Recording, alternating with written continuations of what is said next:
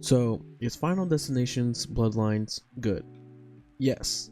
In fact, it's actually the best movie out of the entire Final Destinations series. I'll suppose I start off with some things that I do like about it. This movie has the best gore out of the entirety of the series, in my opinion, by many standards.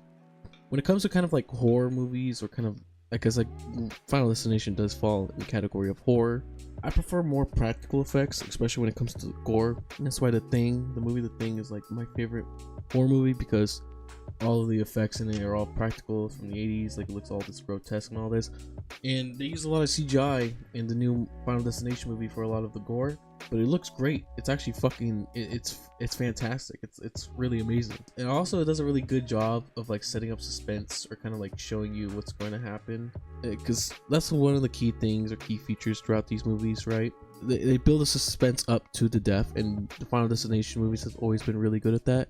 Movie's no exception to that. I don't really know what to say. Like, I just think that it had a really good suspense building throughout the entirety of the movie, and there's a lot of good, what's it called, red herrings in the movies too, that kind of just divert, or it subdues audience's expectations. But yeah, I think this is the best Final Destination movie by far, the best out of all of the other movies. And it seems like a lot of people have been thinking the same thing, even though it's just premiered not that long ago.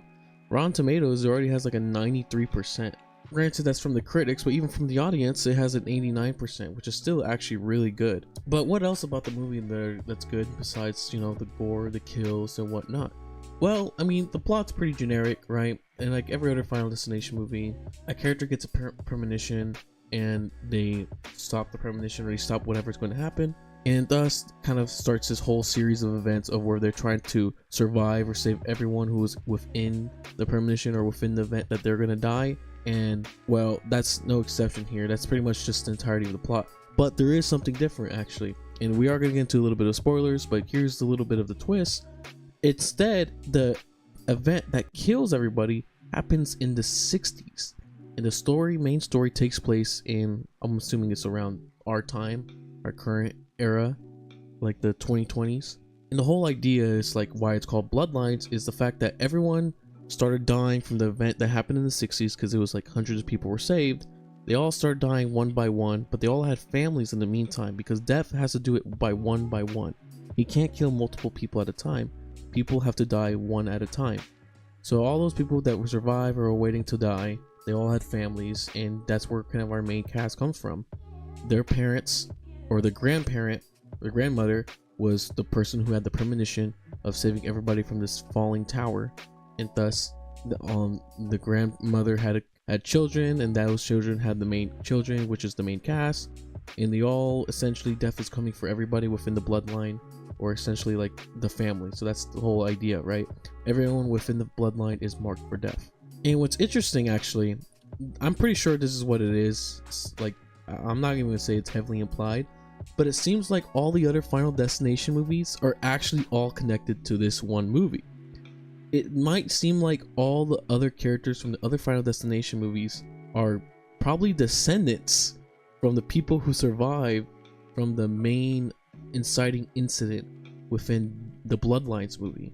So essentially, maybe people from, let's say, movie 1 through 5, the people who were marked for death were either descendants, or probably descendants, or maybe some of them were descendants of people who survived from the Towers of Falling, or I say Towers are Falling and I'm thinking of 9/11, but no, I'm not thinking, I don't mean that, because there's a Skyview Tower that's essentially what's causing all these people to die. But that's actually a pretty cool fact. It's a pretty cool theory. I mean, I don't think it's a theory. It seems like that's pretty much what they were insinuating the whole entire time with this notebook that the grandmother had throughout the movie. And you see like a lot of other previous events, such as, I think it was like the bus crash, as well as the plane crashing as well from the 1st and 5th movie. And you see a lot of these cool things, especially the logs too. You also get a reference of the logs movie from, I think it's the 2nd movie. But other than that, like I'm kind of rambling off at this point, but yeah, the plot is very generic. There's nothing really interesting too much about the plot, because we already know what the plot's going to be. It's just trying to outlive death in the end. I mean, every Final Destination movie, seems like the characters never really succeed in doing that.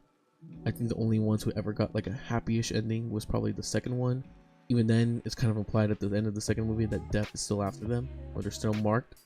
But yeah, I won't really spoil the whole everything about this movie, especially the end. The end was really kind of not a twist. It's kind of like you, if you kind of know some stuff, then you kind of know. It's one of those things like you're gonna point out, it's like that's not really true, and then you kind of see what's gonna happen next. But it's definitely great. It really is the one with the best gore, best kills out of all of them. I would say probably creative kills. I would say probably, I don't know if it's the one with the most creative kills, but it's definitely one of the, it's definitely the most gory, and it's like, oh, it's kind of unsettling from time to time, but it's actually good. Like Final Destination movies, you don't watch it for the plot, you don't really watch it for the characters, you're watching it for the kills. So that's really what you're watching for. And yeah, it has great kills. Like I said, the best one in the series. My one previous favorite one before this one was the fifth one because of the ending, but yeah, this is definitely the best one.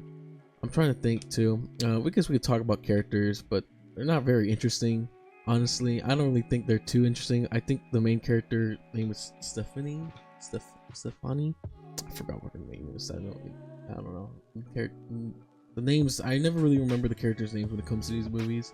The only one I do remember fully was Charlie, but especially Stephanie and her brother Charlie live with their dad. And Stephanie is like in academic probation because she can't sleep because she's having these nightmares, which is nightmares, the premonition in which the grandmother had, which saved everybody from the sky view. And she's having it because death is coming for them because their grandmother is next on the chopping list, and she's been staying alive all these years. And when she dies, everyone within her family, or all the kids that she has in their families, are on the chopping block next too. Her character is essentially like she's trying to save everybody and whatnot, and her brother Charlie kind of is very distant with her because she left for college and doesn't really contact the family all that much. And he's gotten really close with their cousins, who are like two dudes and this one girl. And then, well, spoiler alert, by the way, very massive spoiler, but they all die. Cousins are fucking dead.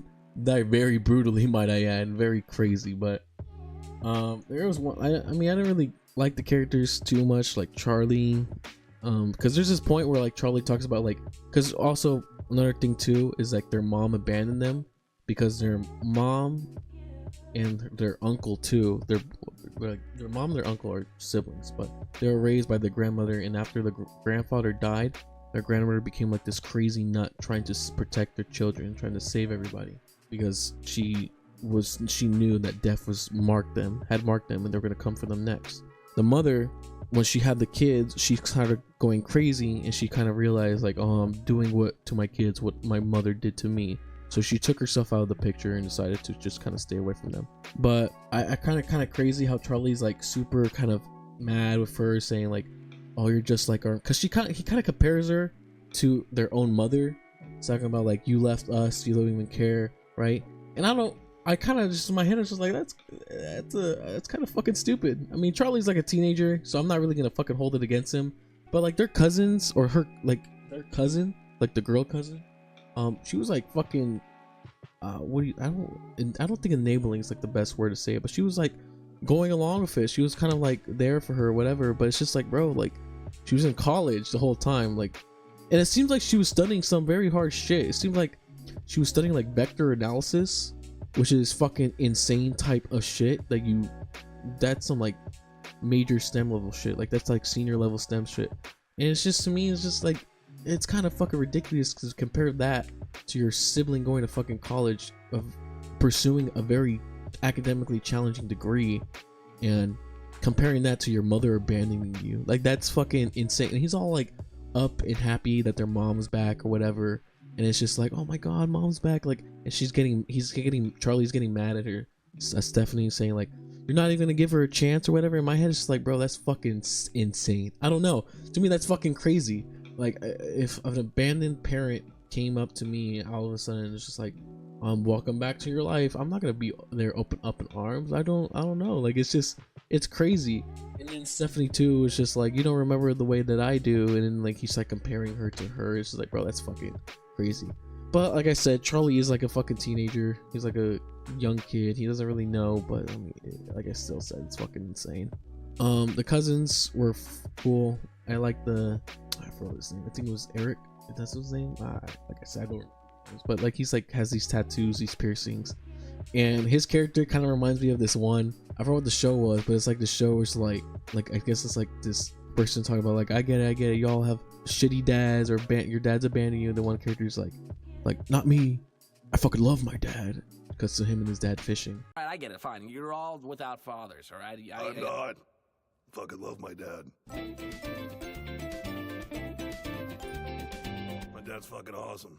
It kind of reminds me of that because it kind of seems like this, I don't want to say edgy, but like this alt kind of guy who's kind of like this and that, kind of edgy with a little bit of crude humor. Like he loves to tease his other siblings and whatnot, but he's definitely kind of funny. I like him a lot. And his other cousin, I don't think his name Bob. I think his name is Bob, but he's funny. I like him. He's like a little bit of an oof in that. The girl cousin, I don't really like her that much. I don't really care. Well, I mean, I care when she died, but like still, it's pretty crazy. But yeah, I mean, I don't know what else to say about this movie. Like I said, it's the best one so far out of the Final Destination series. Definitely give it a watch. Definitely give it a watch so we can get more of these movies. The gore is the best. Hopefully, you know, makes it well in the box office. But yeah, that's kind of about it. See ya.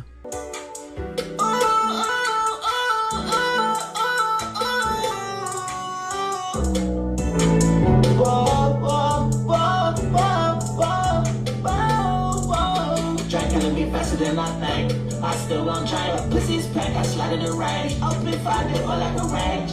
We left it looking strange. He was fucking with my brother, they helping my brain. Anything, came through like an army tank.